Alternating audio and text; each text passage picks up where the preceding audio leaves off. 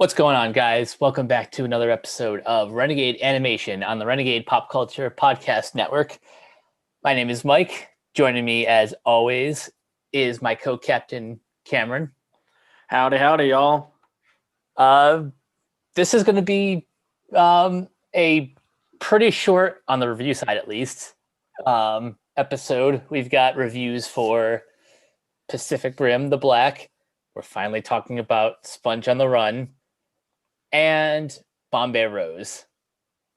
But first, we have a not so fun news story to begin with. So, Cameron, you want to do the honors? Sure. First off, we had a recent tragic incident recently with those 4 Asian American women getting murdered. We'll have resources to organizations to help out with that kind of stuff. So to get onto the news that is relatable to this podcast, Yasuo Otsuka, anime pioneer and mentor, passed away at the age of 89. He worked on titles such as The Tale of the White Serpent, Lupin III, and Future Boy Conan, and was the mentor to many famous anime heads like Hayao Miyazaki and Isao Takahata. So it's a shame. He was one of the big heads of what shaped anime to and its most well-known individuals. Very sad. Such a shame. Mm-hmm.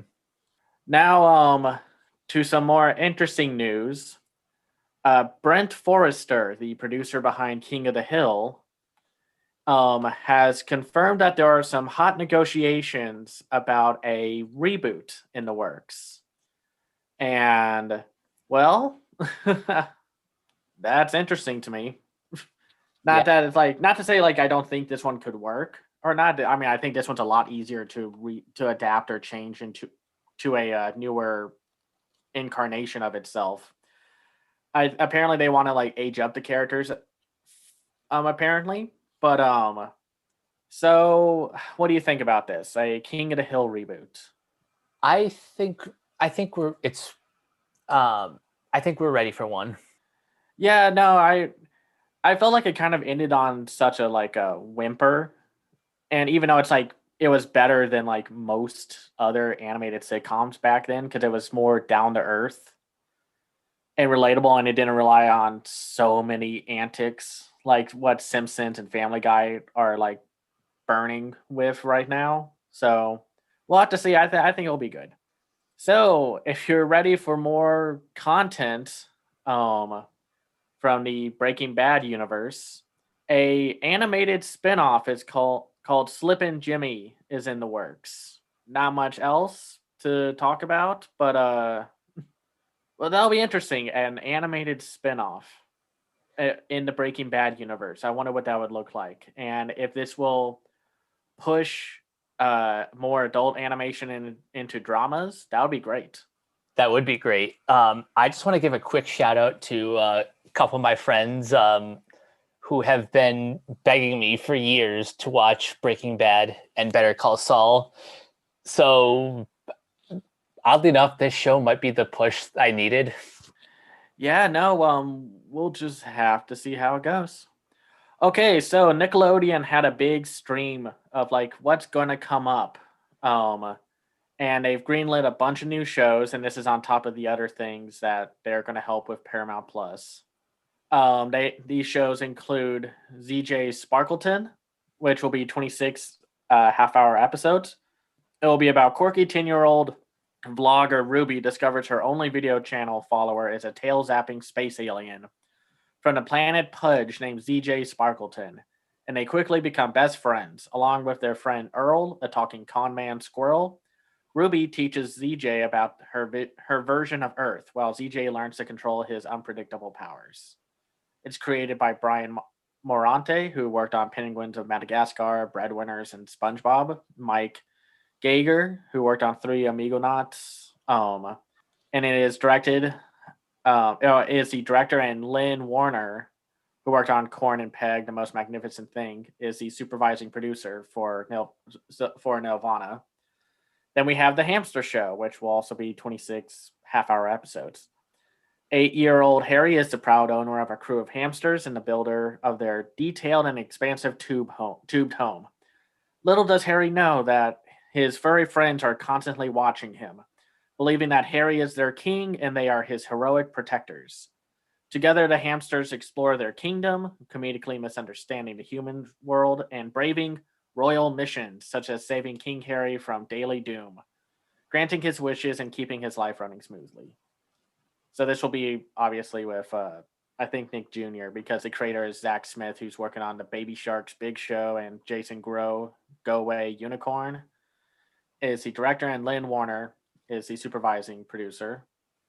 We also got our first look at and some more details about the rest of the cast for the new Rugrats CGI reimagining, and on top of the original voice actors joining, like E.G. Daily and Curry Summers, we have Ashley Ray Spillers of Vice Principals and Tommy Dewey from the Mindy Project as Tommy's parents, Dee Dee, a passionate artisan and blogger, and Stu, an optimistic inventor. Yeah, that's going to be interesting. Then we also Tony have Hale as Chaz. That's the name that stood out to me. Yeah, Tony Hale, and then we have Natalie Morales as Phil and Lil's mother, Betty, and Dee Dee's best friend and coffee house owner. Which I remember they Phil and Lil had a father, but I don't. But I remember Phil and Lil's mom were voiced by I think the same person as who voiced. Yeah, so Kath Soucie. Yeah, and her voice was great in that. Well, she's great in general in whatever she does. And then we have Nicole Breyer and Omar Miller as Susie's parents, Lucy, a fun and generous physician, and Randy, an affable and good-natured science teacher. And then Michael McKean from, speaking of Breaking Bad, from Better Call Saul, as Grandpa Lou Pickles. That's a big cast. Yeah, seriously. They really want to get the big names on there for people. And I think that's pretty good casting. I think Tony Hale has a good voice for that for Chucky's dad, and Michael McKean. I'm curious to see how he unfolds as the grandfather. The grandfather also had like the most iconic voice. Also, Yep. So we also have some confirmation that Camp Coral has been picked up for an additional 13 episodes. And then we had the Patrick Star Show. And then we have Middlemost Post, a new show coming out in July 2021. Combining quirky characters with hilarious adventures and unwavering friendship, this 2D animated series follows Parker, a former rain cloud, Angus, a brawny mailman, and Russell, their magical pet walrus, as they deliver packages to the unusual inhabitants of Mount Middlemost. They had a quick little teaser of it. It looked cute. Then we have Big Nate, which will premiere in September, based on the best-selling children's book. Written and drawn by acclaimed author and cartoonist Lincoln Pierce. This new TV series will feature brand new original storylines centered on Nate, a precocious 11-year-old boy, and his mischievous shenanigans that usually result in disaster, detention, or both. And I forgot they were doing this. A Smurfs TV series, which will premiere in October. And it's based off of it's basically the same thing. This original CGI animated series will follow Papa Smurf, Smurfette, Brainy, Hefty, Clumsy, and others on all new adventures packaged with humor, heart, and high-stakes action. We'll just have to see. Mm-hmm. Star Trek's Prodigy will premiere on Paramount Plus.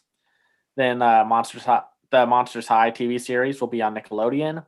They'll have a new Transformers series for 2022 on Nickelodeon. That'll be the first one that premieres on Nickelodeon, isn't it? I'm sure.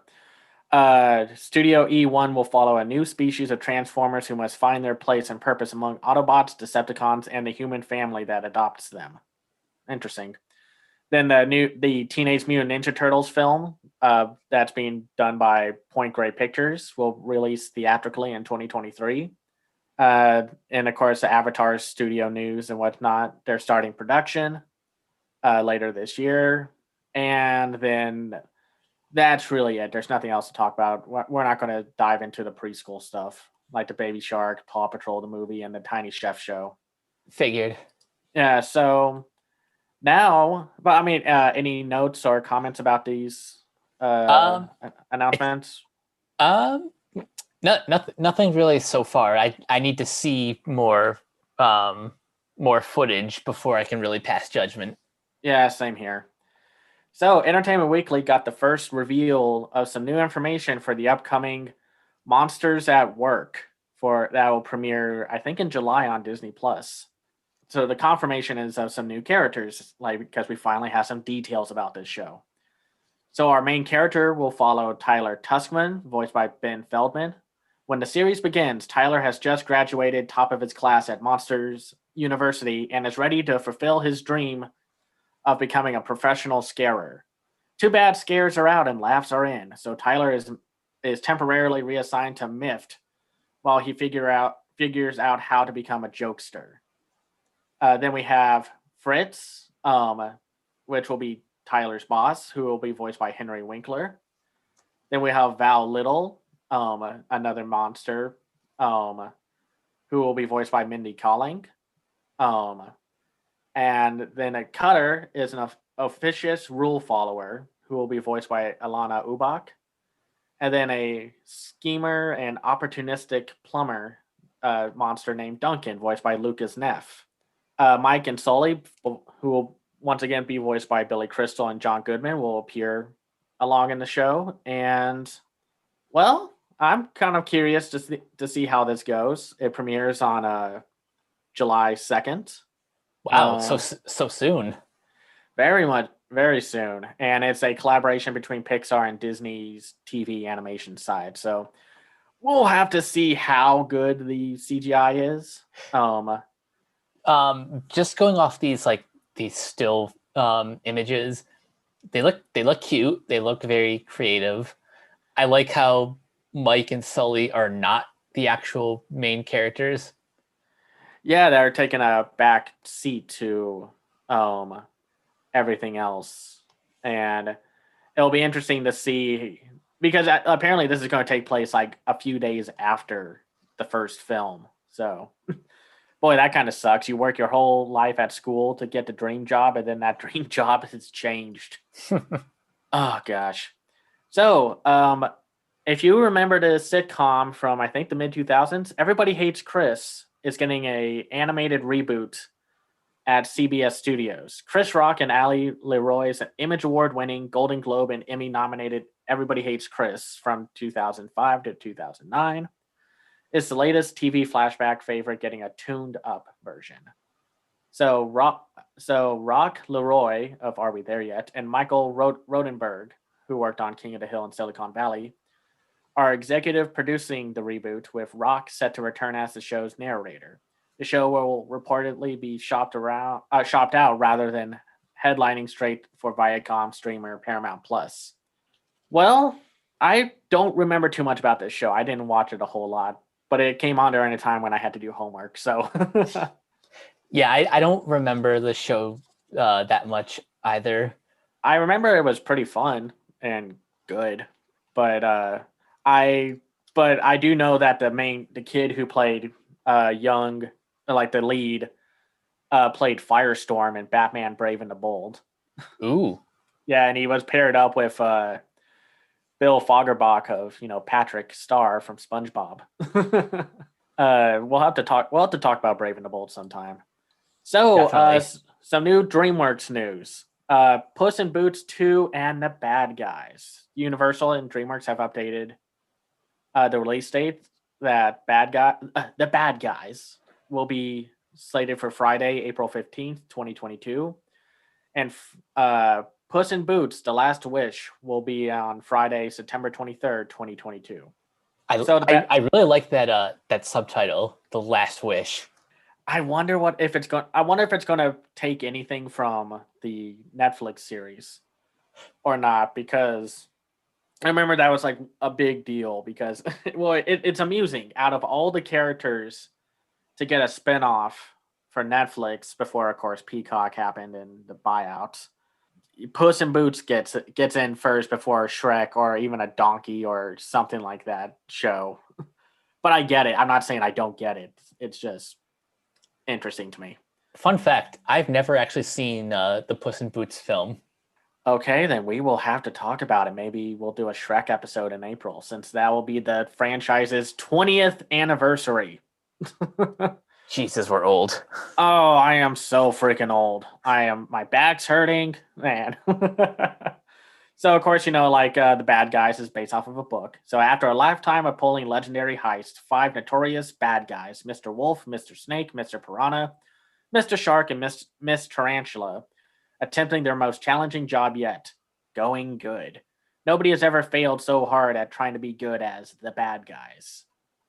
And it will be directed by Pierre Perivelle, who's a director who worked on the winning short Bilby and was an animator for the Kung Fu Panda films. And he's making his feature directorial debut.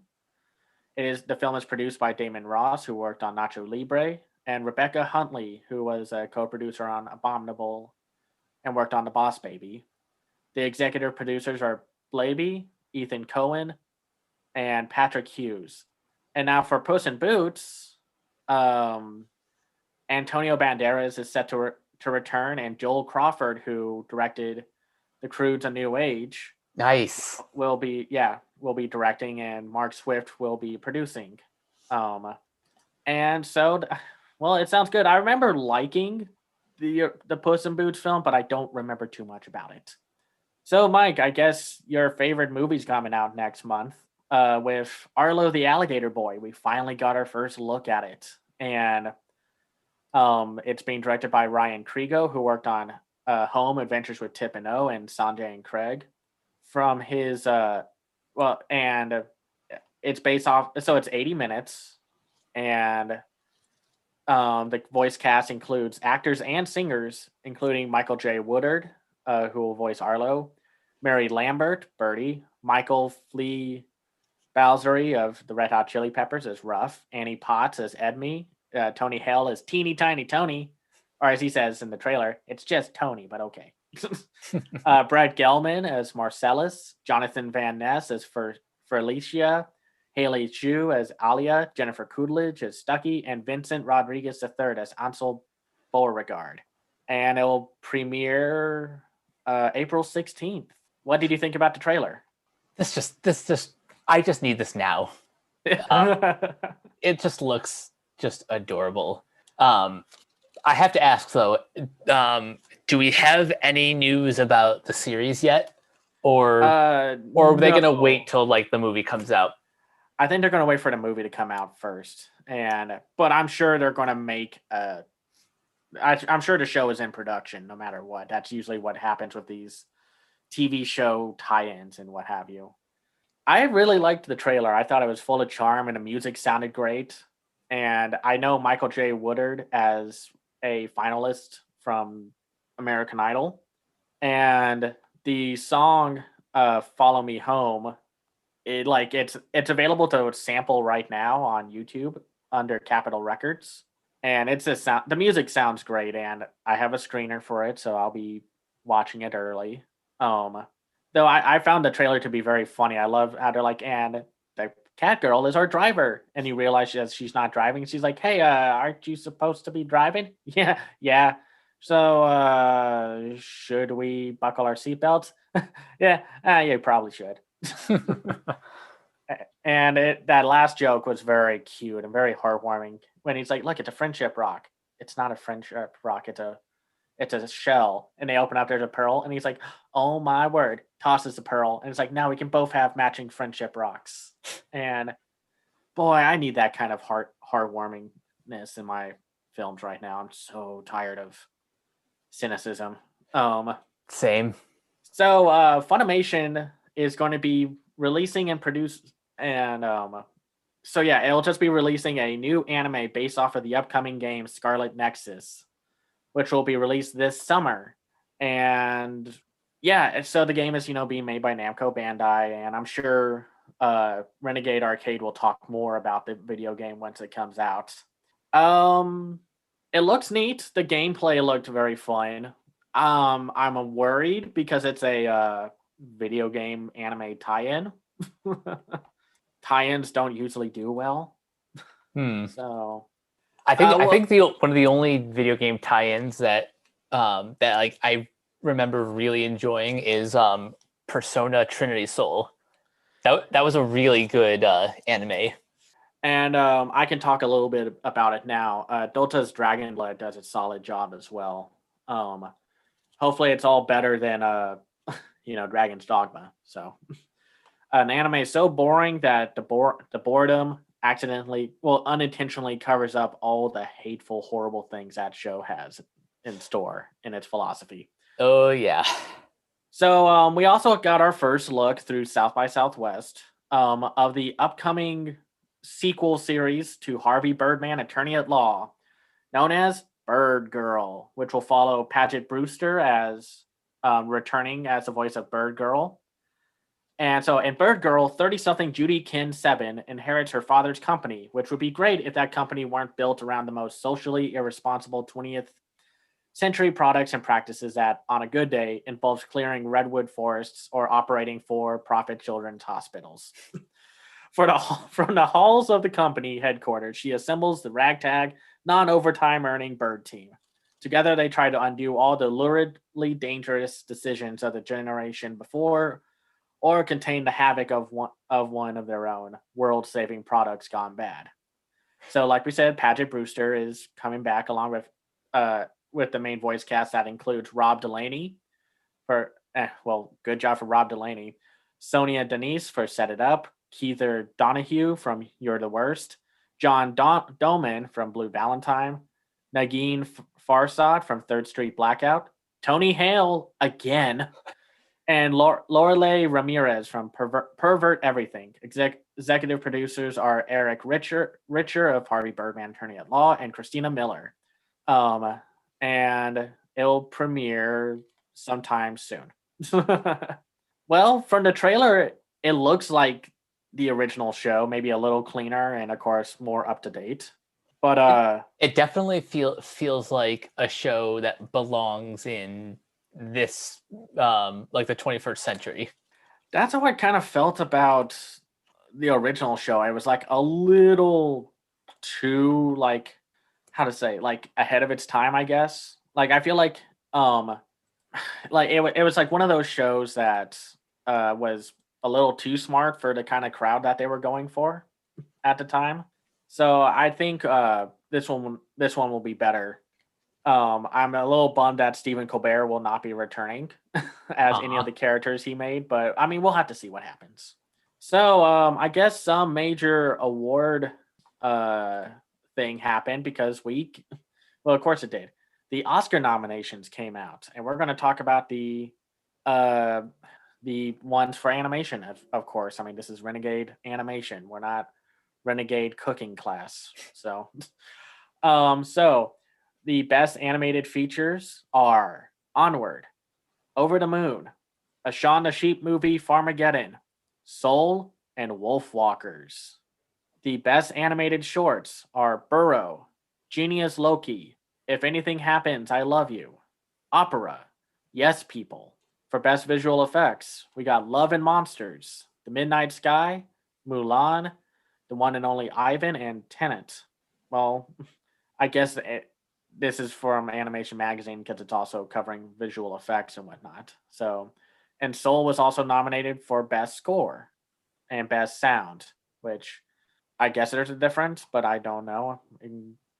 Forgive me for my ignorance.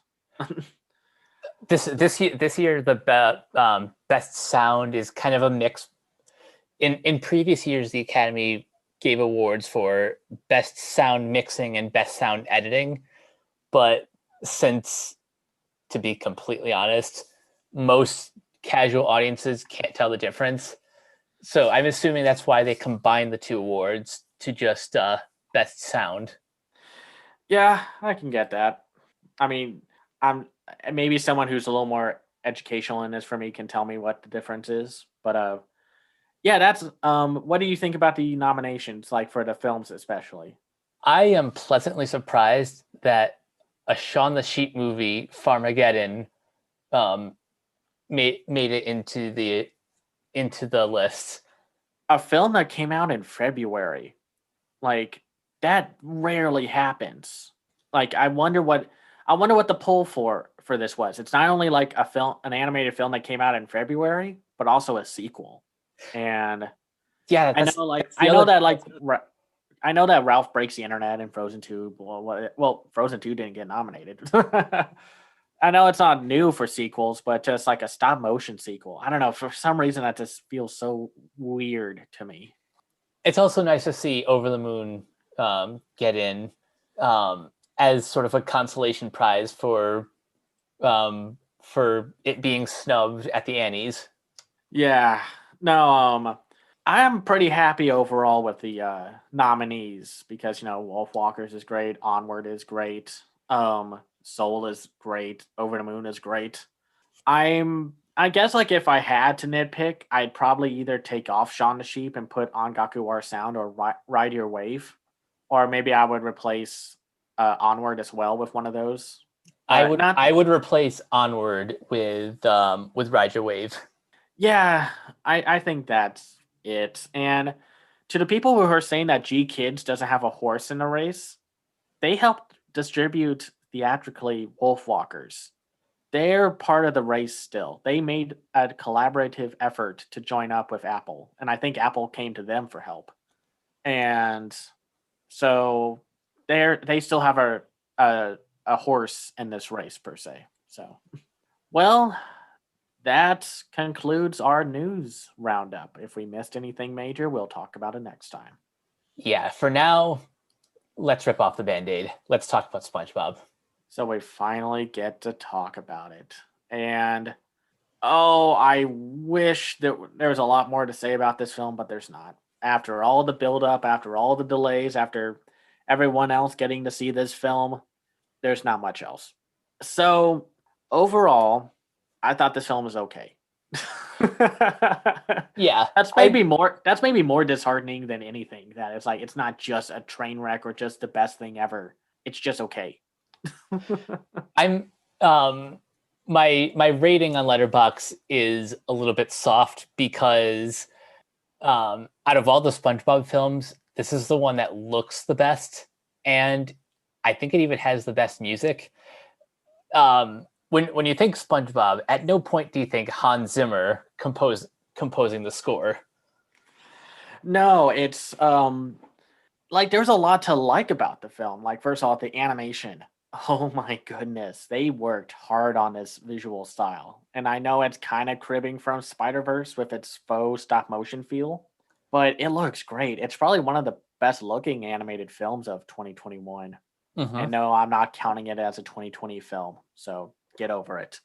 Um and it just it's so expressive and cartoony, and it's like this is what I want to see with CGI animation, more experimentation. And Oh, hell yeah. it probably got this look because it's SpongeBob, that it had the weight, and everyone's like, let's experiment a little. Because I think a lot of people like the CGI from the Sponge Out of Water film from like a few years ago. And how do I start? The voice cast is pretty good. Like Tom Kenny, Clancy Brown, everyone's pretty okay, like pretty good as usual. I liked Matt Berry as King Trident, even though this is like the third King Trident that Poseidon, sorry, that they've had. But the show doesn't care about continuity. that is kind of funny though, the how like pretty much every like 10 years they get a new King Poseidon, and he's like a completely different character. Oh, it's so funny. It's kind of amusing in its own way. And for when they appear, I liked Tiffany Haddish okay, and Reggie Watts as the Chancellor was pretty funny. Aquafina was okay. I think she was better in Raya and the Last Dragon. Mm-hmm. I liked Carolyn Lawrence as Sandy Cheeks, and Doug Lawrence as Plankton was as delightful as ever, and Jill Talley as Karen was good. And for all of its faults that we're about to rip into, it can be pretty funny at points. And I think that a lot of that is because of the very expressive animation. Like it's almost all of this could have been forgiven if the animation was like just the only thing to praise, wasn't the only thing to praise. but let's get into it. This film is not great. I mean, it's fine, but the story isn't great. Um, Something that I said in my quick thoughts is that like a lot of the plot kind of feels like a rehash of like sort of the greatest hits throughout the series. You know, how many times has Gary been snail napped? How many times have, as we joked about earlier, how many times has King Poseidon or King Triton been the main antagonist? Also, how many times is Plankton going to steal the Krabby Patty formula? It's like have a new plan or something, or we need like a new villain or something. That's why I kind of liked Antonio Banderas in the last film. It was something different. And I think this film going through such a production trouble because this thing was like delayed, changed about. There was even a point where space cats were part of the main plot, like invading Bikini Bottom and whatnot. There's just nothing to this film, like to the story, to its emotional core, and I feel like some of the meta humor backfires. Like when Patrick and SpongeBob are in the back of the boat and are talking about the whole like best friend road trip thing, and then the whole tropes of like the second act breakup, and then they get back together because they can't do it alone, and then they go through that in the film. You think like I think the problem there is that if you're making a meta jab at that whole plot trope, then don't do it. or at least find a clever variation instead of just playing the trope straight. Like I get like the one core theme of this film that I observed is the whole remembering the importance of people in your life, and it all ends with this huge like touching speech among all of SpongeBob's friends of like how important SpongeBob is to them, even if it breaks continuity. But they don't care about continuity. And as much as this film was almost a backdoor pilot to spin off for the the recent release of Camp Coral, it's not very good at advertising that show. First off, I got a statistic, Mike. Oh, Out of the entire film's runtime, out of like the 80 or so minutes, I forgot how long this movie is. Do you want to know how much time they advertise any bit like at total of the 91 minutes of the film? How much does the Camp Coral stuff take up? 7. You are very close. 6 minutes and 44 seconds. Jesus. It's not even good, and then some of the details don't even line up with the spinoff. I've seen a few episodes of the spinoff. The spinoff is okay. We'll talk about it at another time. But if you're trying to advertise your new show, but then you change details about the show, why? And it just like I want to be so harsh on this film's story if it just felt like they weren't just kind of the feeling of scrapping something together just to have a film or a plot. Something else I want to point out, like in case our audience forgot this, but the original title for this film was "It's a Wonderful Sponge," so that's kind of why I took issue with the third act and everyone's emotional speeches, because it kind of feels like unless how should I say this? Without the baggage and the history of SpongeBob as a whole, the third act does not feel earned, if that makes any sense. No, it doesn't. And like I said, there are just some plot points in this film that don't add up or are just brushed aside. Like at the beginning, Sandy almost heartlessly basically said, "Hey, SpongeBob, I'm going to get your job replaced with this robot," and no, not like even a second thought about like, "Hey, I'm about to put my buddy out of a job." Yeah, like that was your supposed best friend. Go ahead. Sorry.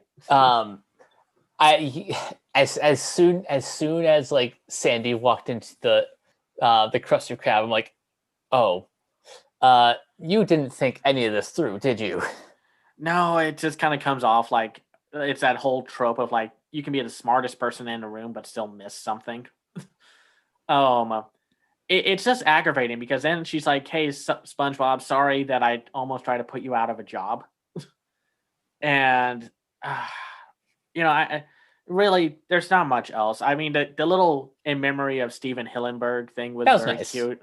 That was nice. That was very heartwarming, but I just wish it was attached to a better film. And I know kids, this is for kids and whatever, but kids deserve better. Um, so yeah, overall, I think this film's just okay. Yeah. Um, if you're a hardcore SpongeBob fan, um, you've probably already seen this um, through ways that we do not condone. Yeah. And even though there's some other things like Roger Bumpass probably puts in his best performance as Squidward, the other celebrity cameos are pointless, even though even like when you make Keanu Reeves not a bright spot for your own film, that's a problem. And Danny Trejo, okay. He was fine. He was doing what he could. Um but it's just whatever. Like I'm sorry. How about we just move on? Yeah. Um, I really want to talk about Pacific Rim: The Black. So, for those who Yeah. don't know, um, this is to my knowledge at least, um, Legendary Television's first like anime series, um, developed and co-written by Greg Johnson and Craig Kyle. This is for Netflix. Um, Directed by uh, Hiroyuki Hayashi and Jae Hong Kim. Um, and as far as I can tell, this is set after Pacific Rim Uprising. Yep. Okay, so set into the far future, a race of monsters called kaiju arise from the Pacific Rim and overrun the continent of Australia. Humans build gigantic armed robots, Jaegers, to fight back, but fail, and the continent is abandoned, leaving only isolated pockets of survivors. Teenage siblings Taylor and Haley Travis are left behind by their parents, who leave to combat the kaiju but never return. 5 years later, Haley stumbles across a long abandoned training Jaeger called Atlas Destroyer, which she and Taylor activate and set out on a quest to find their parents. They not only have to deal with marauding kaiju, but other survivors who are also fighting for survival and attempt to seize Atlas Destroyer themselves. Okay, I gotta say, the subplot involving Shane, and May, Yeah. that reminds me a lot of season 3 of The Walking Dead. You know, when Oh, you I when can you see that. Yeah. when you have like your main threat being, you know, like the monsters, whether it's kaiju or zombies, but like the real antagonist is just another human. Um, if I didn't like May or Joel, I would have been really annoyed by Shane as the main, or Angry boy. yeah, and, No, and, that, and that's really all Shane. Shane really only has one gear. He's just angry for all the reasons. yeah, he's the bad guy. No, this one took me a little bit to get through, and it again reminds me of Delta Dragon Blood, where it takes a little too long to get something going, and then when it starts to get going, the season's over. I think that's a problem with having a 7 episode first season, and then it's like it's all build up for season 2. I liked May. I think she's a far more interesting quote unquote villain slash neutral party character. I was not a huge fan of Taylor and Haley. Um, they weren't the most interesting, and they're very trope heavy in terms of like who they are. You got the angsty brother, you got the hopeful sister, and it's one of those incidences where I find myself caring more about the side characters or the new characters, such as I'm sorry, I'm getting God of War flashbacks. Boy, um, voiced by Ben Diskin, and and some of the new like introduction like elements, like they introduce like smaller kaiju, and spoilers here on out, we are reintroduced to a Jaeger kaiju hybrid, and we find out something about Boy that comes in at the very last minute of the show. And this is where I understand your point about 7 episodes being a little too short for a first season. It's like they're taking the Castlevania approach, which I was just about to say, like, what wasn't season 1 only like 4 episodes? Yeah, and now it's only an experiment. They were saying like, "Hey, let's make this happen and see where this goes," and then it became a huge hit. And then once it was about to really kick off, it's over. It's like, really? It ends with Trevor Belmont getting his crew together. That's it. Oy. And since this is by Polygon Pictures, the makers of the terrible Godzilla Netflix trilogy, fight me. I'm still sticking to that. And many other shows and films. What did you think about the CGI animation? I'm still getting used to Polygon's house style. I understand that. Like I understand the appeal or even the necessity for modern mech anime to like to incorporate like 3D and blending that with 2D animation. I just don't think it works. I don't think we've mastered it yet. I think you'll have to watch Beastars, because I think we're getting there more with like companies like Mappa and Studio Orange. Because like something like Beastars shows how good this can look, along with like Dorohedoro, which we both love. I think the problem with Polygon Pictures is, like, I'm gonna copy what my our friend Michelle Kisner said. It's a little flat. It's not as expressive. It's a little janky, robotic-y, and that's not talking about the robots. It's like it's almost there. Don't get me wrong. We're not saying it's as bad as X Arm. Nothing is as bad as X Arm. Yeah. So, and but it's like I think it worked when it was just the giant robots fighting the kaiju. But since there is so little of that, it's like I don't think it works for the humans. And of course, it has some of those tropes of in this post-apocalyptic setting where they run into Shane's crew, or like two people from Shane's crew stealing kaiju eggs, which is really like an interesting element. And then they get killed, and the guy gets mad at them, at Haley and such, about like, oh, you got my two friends killed. And it's like, well, maybe if they weren't wearing helmets to conveniently cover their faces and weren't just introduced then, maybe they would have survived. They had no main character armor.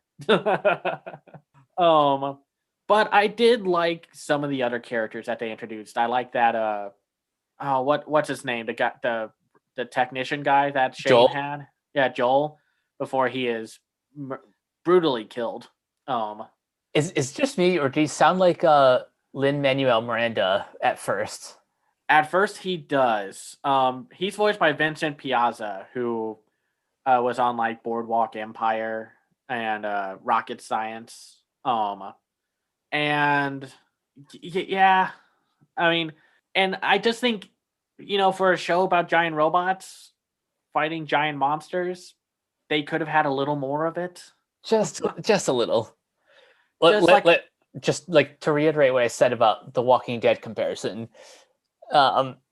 When your main antagonist is like a monster, I want the main antagonist to be the monster.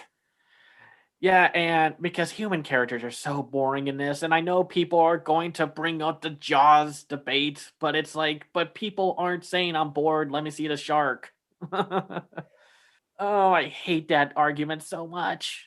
Um, but I will say a bright spot was Loa, what the AI for Atlas Destroyer, voiced by Erica Lynn Beck.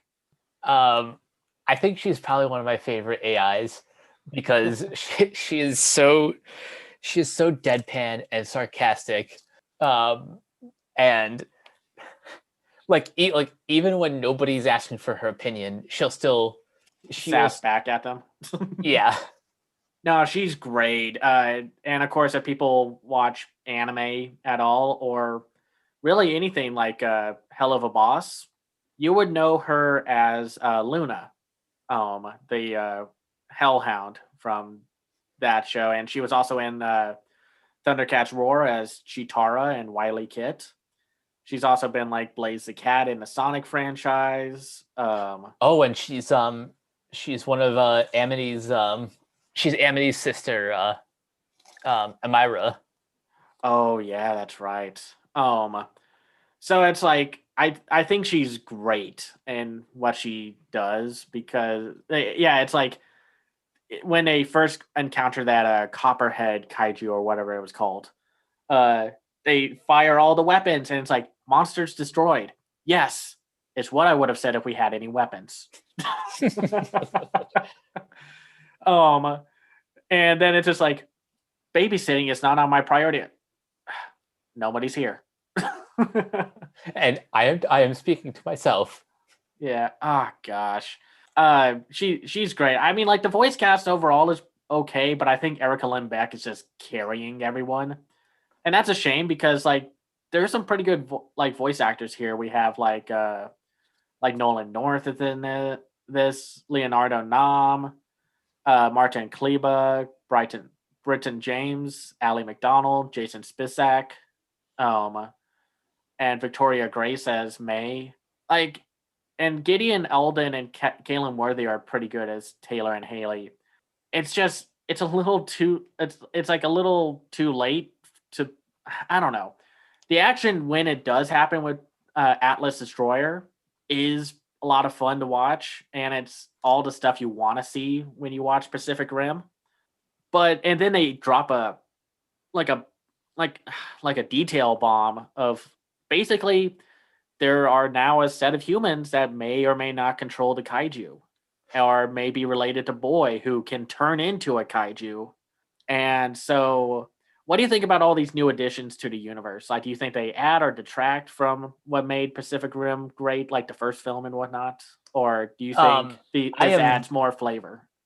I am definitely interested in whatever is going on surrounding Boy, and like those that group of I forget exactly what they were. Oh, the kaiju messiah. Like that's like the sort of like deep mythology that I love. I love seeing like added to um to properties like a Pacific Rim. Yeah, no, I mean, I thought it was pretty interesting with where like with these new additions. Like, I'm not saying I hated them. It's just interesting because a part of the main appeal was just the whole kaiju's versus giant robots, and I feel like this was the only way to go. And I kind of like that the story is set to it right after when basically planet Earth is just screwed. Yep. And but yeah, I think the human villains just needed to be a little more interesting. I mean, it's kind of hard to top Ron Perlman from the first film, but um, but yeah, no, I enjoyed it for the most part. Like, I thought it was pretty solid show. I'm curious to see what happens in season two, but I think season two really needs to hit the ground running because I'm getting kind of tired of first seasons just doing all the build up uh to just for season two because you know this thing's going to get a season two. Oh, I think of course. Because if we know that Kid Cosmic is already getting like a second and third season, they've already made the deals to make this like another season. I just want it to pay off well. So One thing I'll say for sure is that this is a much better follow up to Pacific Rim than Uprising. oh And gosh. I liked Uprising when I saw it in theaters, but I have not once thought about it since. Oh, there's not much else to think about with with that movie. It's so dumb. So yeah, check it out if you want. If you want some giant robot action, don't expect a whole lot of it, but it's still entertaining enough. Alrighty then, should we go on to our last film of the evening? Yes. The last one we have is an Indian animated film called Bombay Rose, written, edited, designed, and directed by, I'm going to butcher this name, um, Gitanjali Rao. Gitanjali Rao. Yeah. Okay, so the film follows an orphan boy named Salim, who lost his parents in the war and is now struggling through life alone. One day, he meets the young flower seller, Kamala, Yeah. at a market in the exciting city of Bombay, and she falls for him, but she is Hindu and he is Muslim. Um, I'm not that I haven't been exposed to that many Bombay films, so this was a totally new experience for me. But just from a purely artistic standpoint, I think this film is just gorgeous. Yeah, this is a 2D painted animated film in the same vein as Loving Vincent. And I saw this 2 years ago. This was one of the last films shown at Animation is Film on the last day. It was the second to last one I saw. And then White Snake was the last one. And I really love this movie. I thought it was pretty good at the time, and then I rewatched it recently, and I was just like, you know what? Yeah, this is a really darn good movie, and it's This feels like a movie that would hit um, better on a rewatch. it definitely does because, like, well, first off, like Kamala, um, her whole goal is to get her and her family out from Bombay with the help of a very skeezy, scummy individual who is paying for her passport. And she does this flower work at during the day, but then at night goes into a dancing bar, which is not a strip club. Do you not picture that? It's not. Um, and there's a lot of themes in with this film, and the director told me that like I kind of picked up on the one on what she was going for. And it's a film about trying to find your own personal freedom because everyone there is stuck in one way or another and are trying to find their way out for a better life. And You have children constantly running from the police, which I kind of found that to be a little off putting that police are snatching up children for working. I think it's a child labor thing. I'm not entirely sure. I'm sure we're going to miss some cultural aspects because I've never been to India and or Bombay, so we're probably going to be missing a few things. But it is very like from our perspective, kind of it's dark. The story has a very underlying dark elements, and what I like about this film's animation style is the whole like how everyone sees themselves in the world around them. Like our male lead, um, and this is funny. In my review, I made Kamala as the protagonist, but um, like the male lead, um, he sees the world in like this fantastical style where it's like it's more like a fantasy storybook fairy tale kind of thing, which is also hiding the fact that when he left his village was attacked and his parents got gunned down. So And the I think her name is I forgot the older woman, Miss DeSouza. Oh, Um, Shirley. yeah, Shirley. Um, she sees the world around her in black and white and like old time period, like buildings and streets and cars, and it's just a very cool way to tell a story without having to use dialogue because there I mean there is dialogue in this movie. It's not a silent film, Right. but it But does a lot of everyone kind of has their like everyone kind of views the world through their own personal lens. and um and it's just like what's really cool about this is that, well, one, it's a 2D painted animated feature. So its visuals stand out. So I'm a little sad that this didn't get any kind of recognition from the Oscars or most award shows. I think Netflix putting this in March, like right when the announcement, the voting was ending, was a bad idea. um, but but it has a cool pace. It does a lot of environmental storytelling. Like you can tell what's going on and the relationship between all the characters without a lot of dialogue exchanges.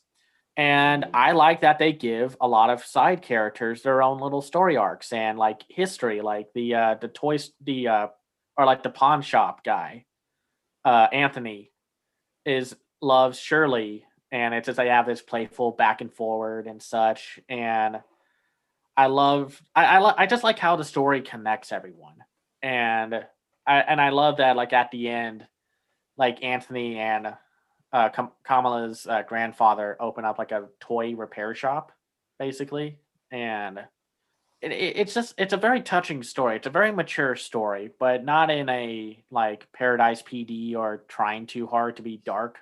Yeah, no, Uh, this is like what real maturity looks like, and this is you can tell this is definitely not a big studio film. It feels very handmade, and I have to assume it like some aspects of it come from personal experience.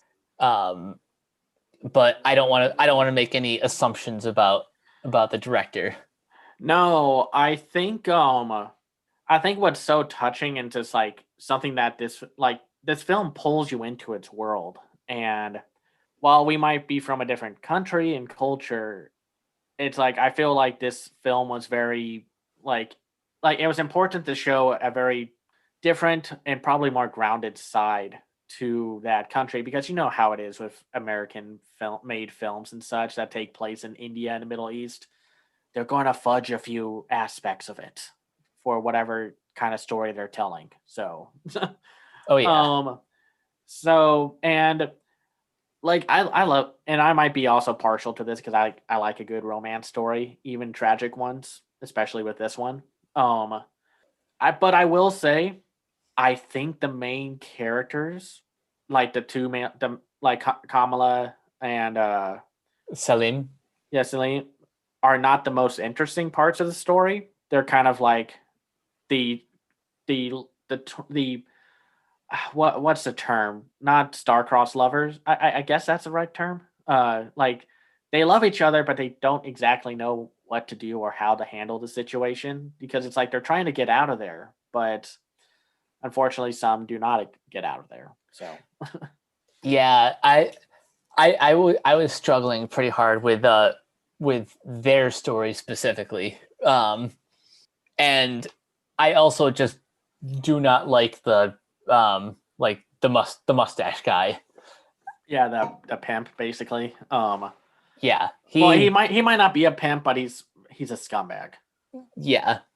Yeah, no, he was very heartless, and I liked seeing his comeuppance at the end because he's like, how dare you rip the passport? How am I going to get this money back? I'll tell the police on you. And she's like, you can't. The place I used to work at is gone. It's shut down. You have no power over me. And he's just like, no, burger. He's a little cartoonish at the end, but I did like how when the dream sequences happened, like with the more fantastical art style, um, that he was like a falcon, basically like I think he was a falcon. He could have been like a buzzard. I think no, he wasn't. He wasn't a buzzard. He was. It's probably a falcon. It's just like how like he had his claws in Kamala, and it like it. This movie's just so cool to look at, and I'm so bummed that I don't think a lot of people know about this film's existence on Netflix. Yeah, that's. I mean, we talk about Netflix and their lack of marketing all the time, but with movies like this, it's especially sad that a lot of their international films get like zero attention. They get like one trailer and then like one clip or something during their "What's Coming to Netflix" trailer coming out, and you better be paying attention, or they're not going to make another trailer for it. And I think it just like it took a while for this film to finally come out. It was supposed to come out last year in 2020, but then they decided to move it for I'm sure excuse me for you know award season purposes, and they probably didn't want it to get buried under Soul, but then it got buried under Ray and the Last Dragon. So So it's a no-win situation. yeah, and it's and like we've said before, we love Ray and the Last Dragon and Soul, but I always want to make sure people get to see these films like Bombay Rose because they're so unique, and a lot of people say they want unique and original animation, and well, here we have one, and Netflix isn't supporting it well. So Yeah, it's a shame, but honestly, I'm glad that this podcast exists because it's really opened my eyes to a more diverse like a more diverse slate of films. But also, I'm glad you know, marketing problems aside, I'm glad that um, that streaming services like Netflix are committing to animation and giving filmmakers like Rao a platform.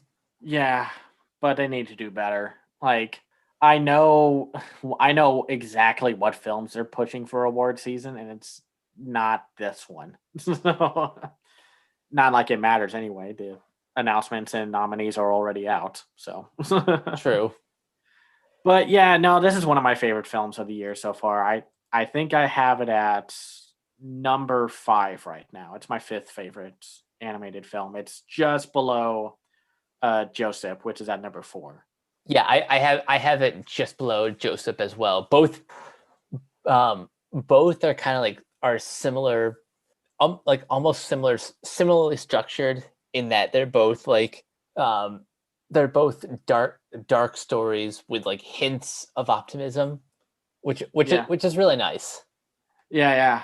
And very good looking animation. I know you can complain about some of the stiffness, but I think it's more of an art direction kind of thing than a technical limitation. That could be it, but we don't know.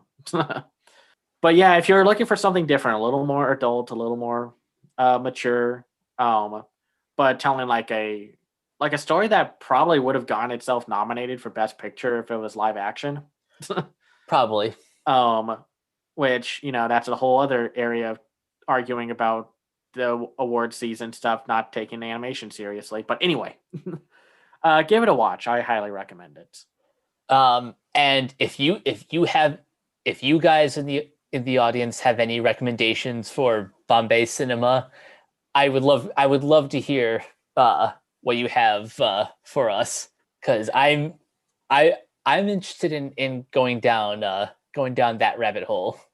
Yeah, yeah. No, I agree. Um, but speaking of recommendations, I'm not sure when we'll do a full episode on this, but I want to shout out the DuckTales finale, the Last Adventure, a three part like a 3-part episode that that takes everything that the show has been building up to ever since the pilot, and like pretty much everything gets paid off. Um, it's it's great to see all your favorite characters from all the different Disney afternoon shows coming together. I'm trying not to spoil things because, to my knowledge, Cameron, I don't think you've seen this yet. Nope. But eventually we'll have to talk about DuckTales season 3 as a whole, because man, this show ended on such a high note. That's really all I can say for now. The series will probably be on Disney Plus.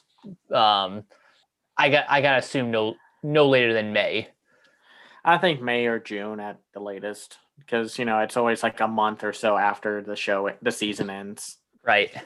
For me, I don't really have much to recommend right now, because even if I could talk about the screeners that I'm watching, I can't. So I'm just going to re-recommend people watch Angaku Our Sound. It's out right now. It's available to rent or own on Blu-ray, DVD, and digital. So it's something a little different. It's very unique in its humor and storytelling and its visual style. And I just think it's one of the best animated films from last year. I'm so glad that it picked up some award season pickup at, like, I think the Annies and such. But just like more recognition in general. So like if you can watch the movie, it's great. Oh yeah. You definitely want to give that one a watch. Before we head out, do you want to preview some of our upcoming episodes? So in April, we are definitely going to do a Chinese animation retrospective to celebrate the release of New Gods Neza Reborn. We are definitely going to either do it first or later, a Shrek retrospective to talk about the films. We're not going to talk about the shorts or the specials or the Netflix stuff. And of course, in April, it's the new spring anime season. So get ready for May when we will approach it. I'm still kind of planning out how we're going to tackle it, because it's there's a lot. Yeah. And that's not counting returning series. There's so much. And that's really it. I mean, I think maybe at the end of April, we'll have our own little award show around the same time as the Oscars and Annies, where we will talk about the winners of those, but also do our own little thing and just kind of wrap up the 2020 animation season. So yeah, so look forward to that. All right, well, that wraps this episode up. Cameron, where can everyone find you online? You can find me on Twitter at CamsEyeView. I run my own website called camseyeview.biz, where I review animated films from all over the world, called The Other Side of Animation. I also have my own Patreon at patreon.com/camseyeview. I am also in the Renegade Pop Culture Facebook group, and you can find me there from time to time posting about some animation stuff. And that's where you can find me. And you guys can find me on Twitter at CaptainK42. Check out all my quick thought reviews on letterboxd.com/CoachK42.